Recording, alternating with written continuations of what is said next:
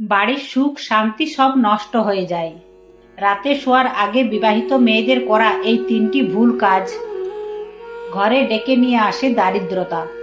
1 number, একজন মহিলার কখনো রাত্রে চুল খুলে ঘুমানো উচিত নয়। মহিলারা তাদের স্বামীর সাথে চুল খোলা রেখে ঘুমাতে পারেন, তবে একা ঘুমানোর সময় ভুলও এমনটা করবেন না। 2 নাম্বার, কখনো কোনো মহিলা উত্তর বা পশ্চিম দিকে মাথা রেখে ঘুমানো উচিত নয়, কারণ শাস্ত্রে বর্ণিত আছে বিভিন্ন দিকে মাথা রেখে ঘুমানো জীবনে দুর্ভাগ্য বয়ে আনে।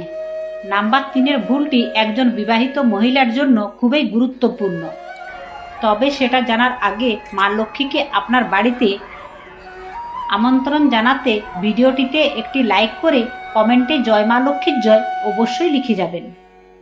3 নাম্বার, একজন বিবাহিত মহিলাকে তার স্বামীর বাম পাশে শুয়ে ঘুমানো উচিত, এতে সৌভাগ্য বৃদ্ধি পায়।